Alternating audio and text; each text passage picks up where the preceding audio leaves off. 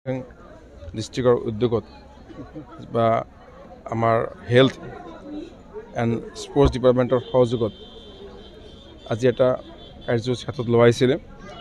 ইয়াত আমাৰ শিশু কন্যাসকলৰ শিশু কন্যাসকলৰ মানসিক শাৰীৰিক বিকাশ সকলো ক্ষেত্ৰত গুৰুত্ব দিয়া, শৈক্ষিক ক্ষেত্ৰত, ক্ৰীড়াৰ ক্ষেত্ৰত, স্বাস্থ্যৰ ক্ষেত্ৰত গুৰুত্ব দিবলৈ যাতে সকলো পক্ষই সমাজৰ প্ৰতিজন ব্যক্তি যাতে দায়িত্ব লয় বা গুৰুত্ব দিয়ে, সেই সন্দৰ্ভত বিভিন্ন ধৰণৰ আলোচনা চলি আছে।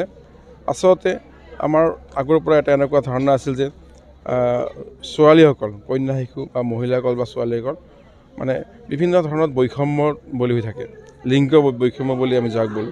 সেইকাৰণে আমাৰ ওমেন এণ্ড চাইল্ড ডেভেলপমেণ্ট ডিপাৰ্টমেণ্টে আমাৰ চৰকাৰৰ নীতি অনুসৰি বা আমাৰ প্ৰধানমন্ত্ৰী নৰেন্দ্ৰ মোদীজীৰ যি সপোন, এখন শক্তিশালী ভাৰত গঢ়াৰ সপোন, সেই উদ্দেশ্যে আমাৰ যিবোৰ আঁচনি আছে কন্যা শিশুসকলৰ কাৰণে, শিশুসকলৰ কাৰণে, কন্যাসকলৰ কাৰণে, বেটী বাচাও বেটী পঢ়াও বা কন্যা শিশুসকলক শাৰীৰিকভাৱে মানসিকভাৱে প্ৰস্তুত কৰিবলৈ, ক্ৰীড়াৰ ক্ষেত্ৰত আগবাঢ়ি যাবলৈ, সকলো ক্ষেত্ৰত আগবাঢ়ি যাবলৈ আৰু যাতে বৈষম্য নহয়, জেণ্ডাৰ ইকুৱেলিটি যাতে থাকে আমাৰ সমাজত। কাৰণ কন্যাসকলক, মহিলাসকলক বাদ দি সমাজ এখন শক্তিশালী হ'ব নোৱাৰে।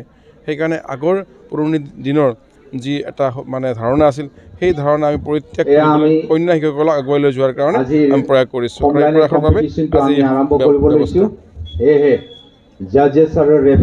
নেশ্যনেল গাৰ্ল চাইল্ড উইক 2024 এই প্ৰগ্ৰামৰ লগত সংগতি ৰাখি আমাৰ ডিপাৰ্টমেণ্টৰ ফালৰ পৰা, চাইল্ড ডেভেলপমেণ্ট ডিপাৰ্টমেণ্টৰ ফালৰ পৰা যি ইয়াত এটি স্পৰ্টছৰ বিশেষকৈ যি প্ৰগ্ৰামটো ইয়াত এৰেঞ্জ কৰিছে, ইয়াত তেখেতসকলে মোক নিমন্ত্ৰণ জনাইছিল। মই ইয়াত আজি উপস্থিত হৈ আমাৰ sports department, social welfare department আৰু অৰ্গেনাইজেশ্যন কমিটিৰ ফালৰ পৰা যি সুন্দৰ এটি মানে ট্ৰেডিশ্যনেল যি আমাৰ গেমৰ বিষয়ে, ইণ্ডিজিনিয়াছ যি গেমৰ বিষয়ে বা ইণ্ডিজিনিয়াছ গেমৰ যি ইয়াতে মানে কম্পিটিশ্যন হ'ল বা ইয়াত প্ৰদৰ্শনী তেখেতসকলে ৰাখিছে, তো ইয়াত বিৰাট ভালকৈ তেখেতসকলে অৰ্গেনাইজ কৰিছে।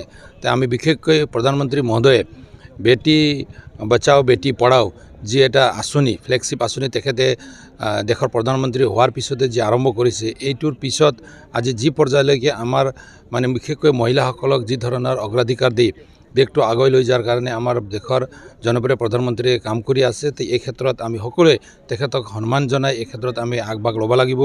এই উদ্দেশ্যটো আগত ৰাখি আমাৰ ইয়াৰ অৰ্গেনাইজিং কমিটিৰ ফালৰ পৰাও যি ধৰণে তেখেতসকলে ইয়াত ভাল এটা মানে আমাৰ উঠি অহা আমাৰ কণমান ছাত্ৰীসকলক বিশেষকৈ লৈ যি ইণ্ডিজিনিয়াছ গেমৰ যি ইয়াত প্ৰদৰ্শনী কৰিছে বা খেলটো ইয়াত মানে পাতিছে, তাৰ কাৰণে মই তেখেতসকলক ধন্যবাদ দিছোঁ। আৰু বিশেষকৈ ইয়াত তেখেতসকলে এক্সিবিশ্যনৰ ক্ষেত্ৰত ছ'চিয়েল ৱেলফেয়াৰ ডিপাৰ্টমেণ্টৰ আমাৰ বাইদেউসকলে, আমাৰ ছুপাৰভাইজাৰ হওক বা আমাৰ মানে অংগনবাদী ৱাৰ্কাৰসকলে বা হেল্থৰ যিবিলাক আমাৰ লগত জড়িত তেখেতসকলে যি ধৰণে ইয়াত প্ৰদৰ্শনী ৰাখিছে, তাৰ কাৰণে মই তেখেতসকলক ধন্যবাদ দিছোঁ। মই আশা কৰোঁ এটা ভাল পৰিৱেশৰ মাজত বিভিন্ন জাতি জনগোষ্ঠীৰ মিলনভূমি এই BTR, 23টা জাতি জনগোষ্ঠী 35 লাখ থকা এই BTR ভৱিষ্যতত ভালকৈ আগবাঢ়ি যাব।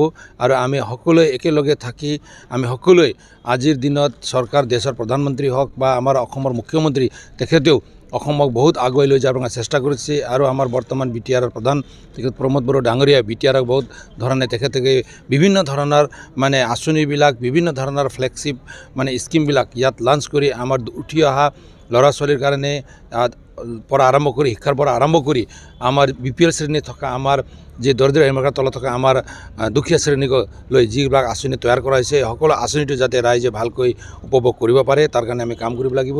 আৰু সদয়ত মই সকলোকে ধন্যবাদ দিছোঁ। আৰু বিশেষকৈ অৰ্গেনাইজিং কমিটিৰ ফালৰ পৰা যি ধৰণে প্ৰগ্ৰামটো আয়োজন কৰিছে, মই তেখেতসকলক ধন্যবাদ দিছোঁ। Thank you. Thank you. আপোনালোকৰ সন্মুখত এয়া মিছেছ নিগিতা নাৰ্জাৰী, তেওঁ মিছেছ হয় দেই।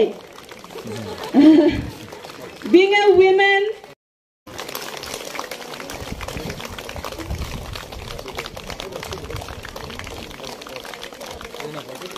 Miss Gita Bosumotari, Miss Gita Bosumotari.